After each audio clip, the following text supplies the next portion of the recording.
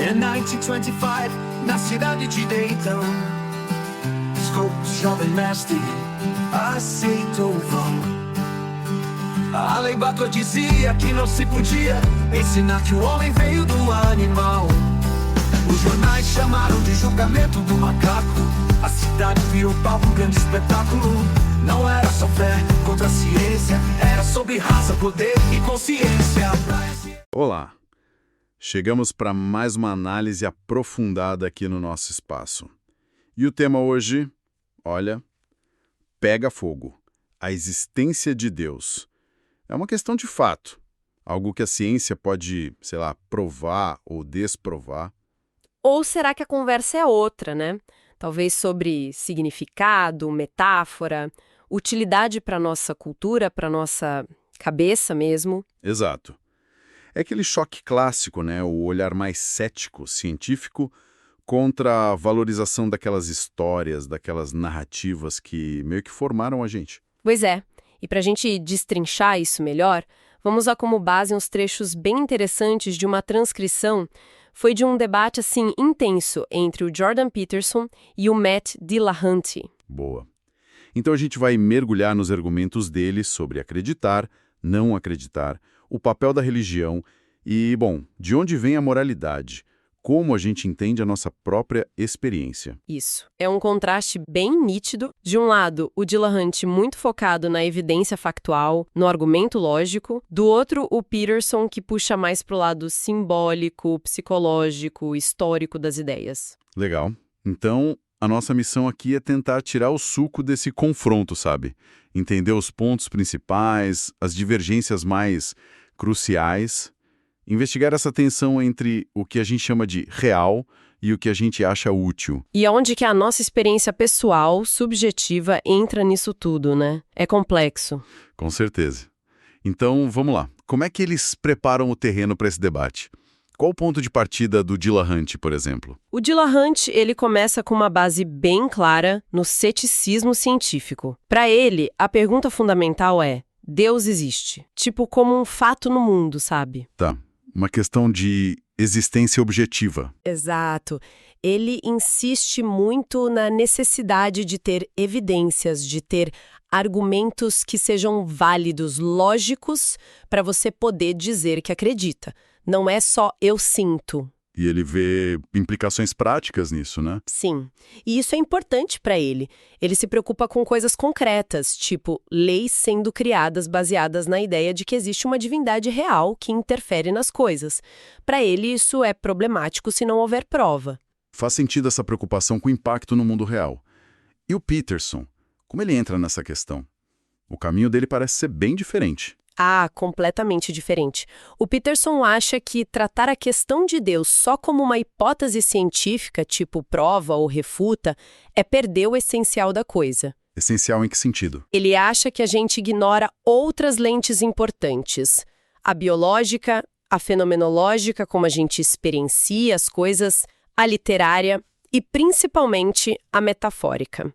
Ele bate muito na tecla do que ele chama de substrato metafórico. Substrato metafórico. Essa expressão é chave para ele, né? O que seria isso exatamente? É central no pensamento dele.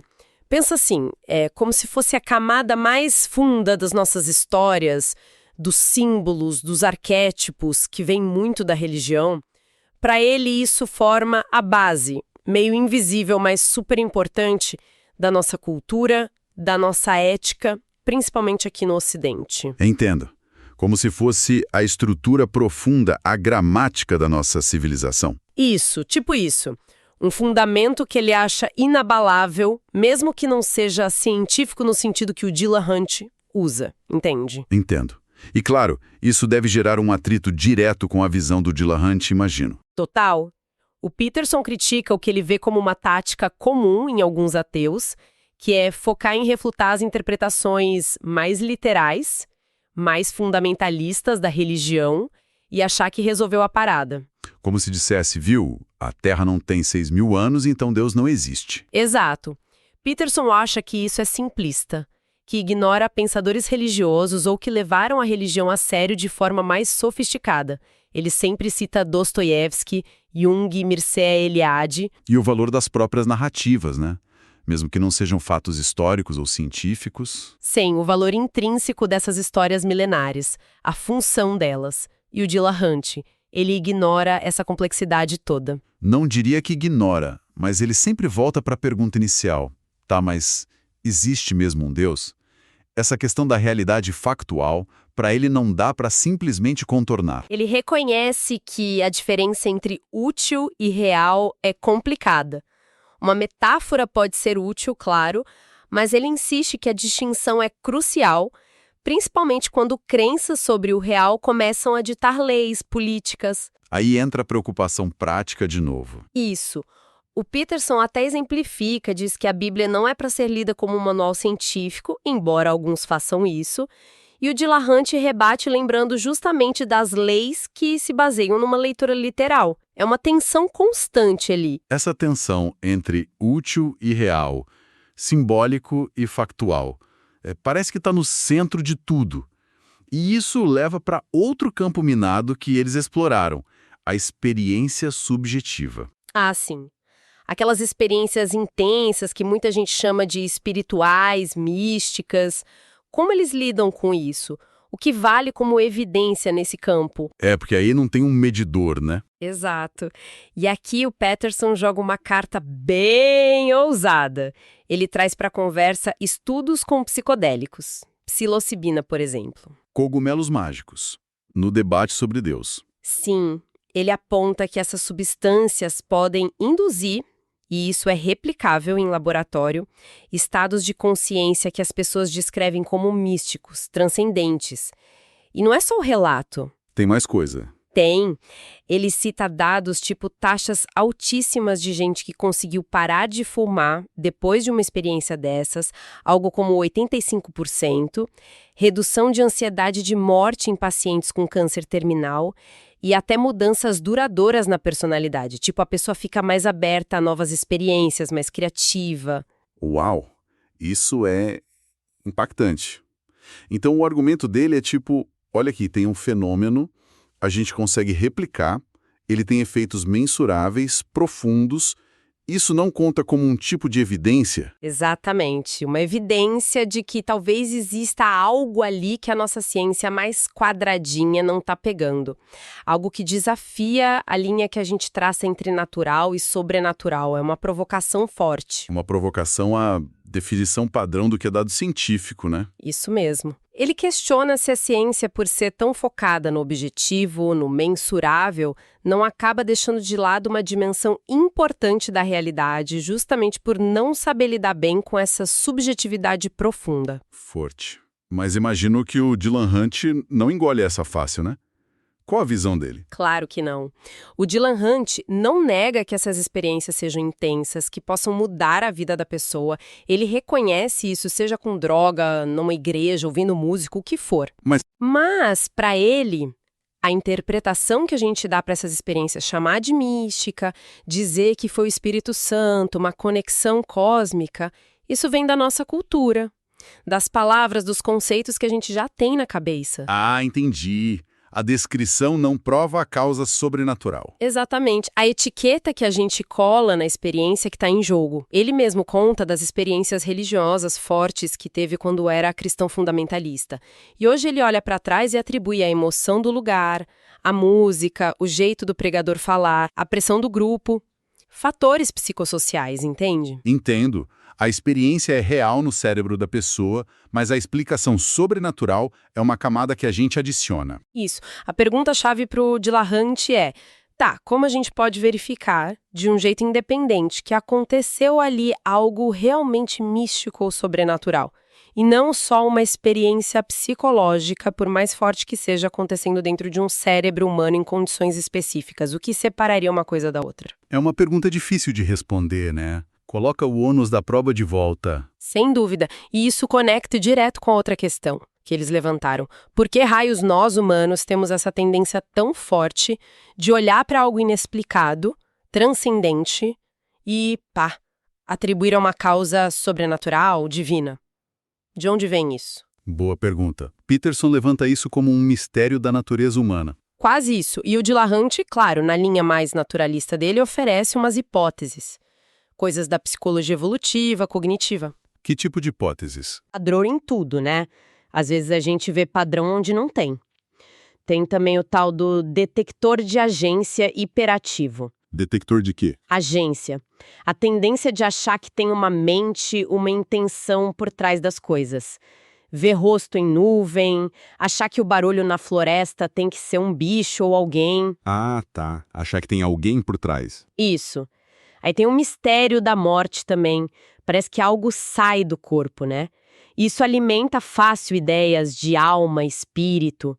A própria cultura influencia muito. Ele até menciona como as descrições de ETs mudaram depois que os filmes de ficção científica ficaram populares. Interessante essa da influência cultural. E talvez um ponto central, o nosso desconforto com o não sei. A gente não gosta de não ter resposta. Aí, para preencher a lacuna, a gente postula umas explicações que, por definição, não dá para testar. Tipo, a consciência ser um fantasma na máquina. São hipóteses que tentam explicar essa tendência humana por vias naturais, cerebrais, culturais. E o Peterson? Como ele vê essa mesma tendência? Ele conecta com as ideias dele. Ah, com certeza. Ele puxa isso de volta para a discussão sobre consciência, sobre agência, nossa capacidade de agir no mundo com propósito. E, claro, para o conceito favorito dele, o substrato metafórico. Para ele, essa tendência não é só um bug cognitivo. Talvez seja um reflexo de como a nossa consciência funciona, como ela lida com a realidade, com o futuro, com o potencial. Algo que estaria codificado naquelas narrativas profundas. Entendi. E essa conversa sobre consciência, agência, é a ponte perfeita para o próximo grande tema deles: moralidade. De onde vêm nossos valores? A gente precisa de Deus para ser bom? Ah, aqui eles devem ter batido de frente feio. E como a visão do Peterson é bem dramática, eu diria. Ele argumenta que a própria consciência humana, essa capacidade de ver o futuro como possibilidade e agir para transformar isso em realidade, isso é quase sagrado para ele. É a base da lei, da organização social. E qual a preocupação dele? A preocupação profunda dele é: se a gente perder a crença em Deus, mesmo que seja uma crença implícita, metafórica, cultural, a gente perde junto esse tal substrato metafórico, a estrutura que segura nossa ética ocidental. E aí seria o caos, a desorientação, a gente ficaria perdido. É nesse ponto que entra aquela famosa citação do Dostoiévski: se Deus não existe, tudo é permitido. Exatamente essa. Peterson usa muito essa ideia para dizer que a nossa moralidade está amarrada nessa subestrutura religiosa narrativa. Ele vai ao ponto de sugerir que o Dillahunty, por ser uma pessoa moral, ele até brinca que Dillahunty não jogaria o Sam Harris do palco num debate, estaria na prática agindo como se acreditasse em Deus, ou pelo menos nos valores que essa estrutura representa. Nossa, ele diz que um ateu moral está agindo como se acreditasse. É por aí. Ele acha que a alternativa secular, tipo basear a moralidade só no bem-estar, é muito frágil, superficial quase. Ele usa até um termo, metagigante, falando de Cristo como um arquétipo daquele que carrega o sofrimento de forma voluntária, como se isso fosse um pilar essencial dessa moralidade toda. Essa acusação de agir como se acreditasse é pesada. Como Dillahunty responde? Ele obviamente não aceita que precisa de Deus para ser ético, né? De jeito nenhum. Ele defende com unhas e dentes a possibilidade e até a preferência por uma moralidade secular, que funciona. A base para ele seria o bem-estar de seres conscientes. Simples. Vida é melhor que morte, saúde é melhor que doença, felicidade é melhor que sofrimento. E isso basta. Para ele, sim. Isso combinado com empatia e pragmatismo, tipo, a gente sacar que cooperar é bom para todo mundo no fim das contas, mesmo por interesse próprio, já dá conta do recado. E ele ainda diz que tem uma vantagem enorme. Qual? A moralidade secular pode ser revista, melhorada. A gente pode aprender, usar novas evidências, novas compreensões para, ele usa uma frase ótima, ficar melhor em ficar melhor. E ele contrasta isso com a religião, imagino. Sim, ele aponta o que ele vê como uma rigidez nos textos sagrados, dizendo, olha, não tem uma Bíblia 3.0 corrigindo a escravidão, a homofobia, que estão lá nos textos originais.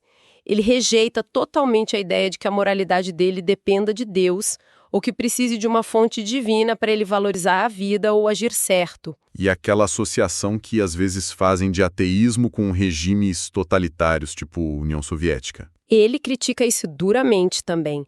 Diz que esses regimes eram anti-humanistas na sua essência, não exemplos de ética secular, era outra parada. Para explicar como essa moralidade secular funciona, ele usa alguma analogia? Usa sim, a do xadrez é boa. As regras do xadrez são meio arbitrárias, né? Porque o cavalo anda em L. Mas ok, aceitamos as regras. O objetivo é claro, ganhar ou não perder. Aí a gente pode analisar as jogadas, as estratégias e dizer objetivamente, essa é melhor, essa é pior, para chegar no objetivo.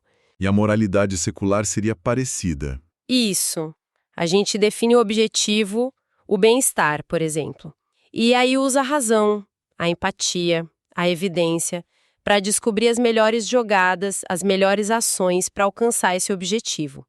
E, como no xadrez, as regras, ou melhor, nossa compreensão delas, podem até mudar e melhorar com o tempo. É uma visão bem mais pé no chão, pragmática.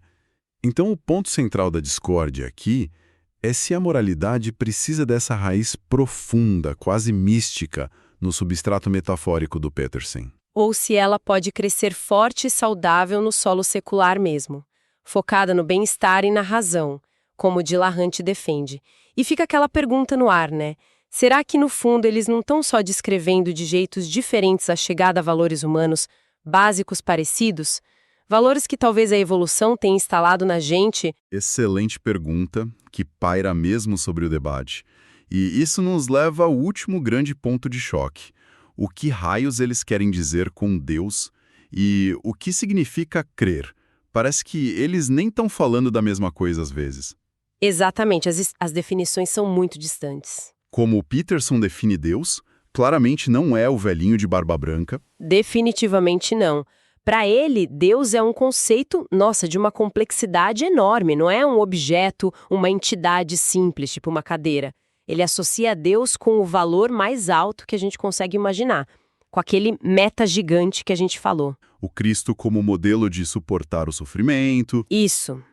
Mas também com a própria interação entre a consciência e a realidade, com um princípio que ordena o caos, que permite a gente criar sentido. Ele até brinca com a ideia de que a própria realidade, e Deus nesse sentido complexo, talvez dependa da consciência humana para existir, para se manifestar. Uau! É bem abstrato, e ele liga isso com o dia a dia, com as nossas ações. Sim, ele chega a dizer que toda ação humana é, de certa forma, religiosa, porque a gente sempre está mirando um ideal, um valor, algo que a gente julga bom, desejável, e aí ele volta para o Dostoiévski. O Raskolnikov de novo. Sugerindo que um ateu de verdade, um ateu consistente mesmo, que rejeitasse qualquer valor transcendente implícito, acabaria como o Raskolnikov, que tentou viver só pela lógica racional, nihilista e se desintegrou psicologicamente. É quase como dizer que não acreditar em algum tipo de Deus, nesse sentido super amplo dele, é psicologicamente impossível ou insustentável. Entendi. É uma definição bem particular de Deus e de crença. E o Dillahunty, como ele define? Deve ser mais direto, né? Bem mais direto e mais alinhado com o uso comum da palavra no debate filosófico popular. Para ele, ateísmo é simples, ausência de crença na existência de um ou mais deuses. Ponto. Focado no conceito mais tradicional. Sim, um agente consciente, sobrenatural, criador, interventor, esse tipo de coisa. Ele faz questão de separar o uso metafórico ou funcional da palavra Deus, tipo, meu Deus é a verdade, ou a natureza é meu Deus, da crença real numa divindade pessoal, transcendente. São coisas diferentes para ele. E ele responde àquela ideia do Peterson, do ateu inconsistente, do Raskolnikov. Responde e critica bastante o que ele chama de falácia do nenhum escocês de verdade aplicada aos ateus. Como assim? Emprestado ou escondido os valores da religião. Ele acha isso um preconceito antigo, uma forma de nem discutir os argumentos do ateísmo. E qual a posição final dele, então? Para Delahunt, é simples. Ele se diz ateu porque, olhando as evidências, os argumentos que apresentaram até hoje, ele não se convenceu de que existe um Deus. Não é uma crença de que Deus não existe, mas a ausência da crença de que ele existe, uma falta de convencimento. Fechamos o ciclo, então. Voltamos para aquela tensão inicial que atravessou a conversa toda. Exato. De um lado, o foco no fato verificável, na realidade objetiva, pé no chão, Delahunt. Do outro, o foco na verdade metafórica, na necessidade psicológica, na utilidade para a cultura, Peterson. E fica claro que eles não discordam só nas respostas, né? Eles têm uma dificuldade enorme de concordar até no significado das perguntas e dos termos-chave: Deus, sobrenatural, evidência, verdade.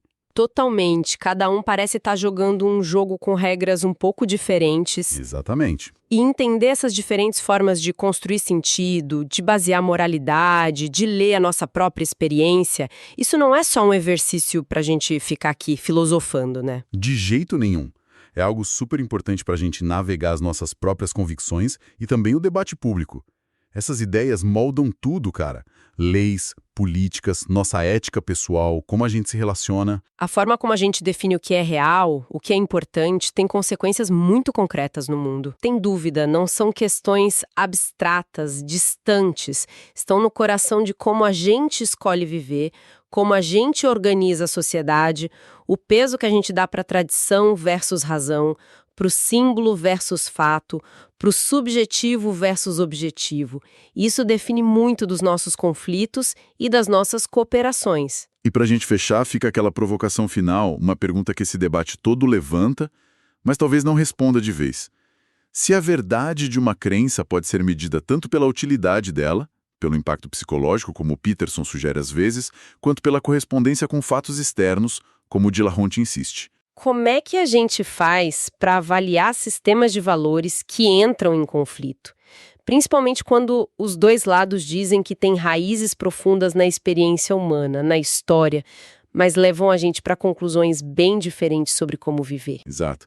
Como a gente pesa essas moedas diferentes de verdade a factual e a funcional, a metafórica, quando elas apontam para caminhos opostos. É. Uma questão para a gente continuar pensando, né? Um desafio que fica aberto.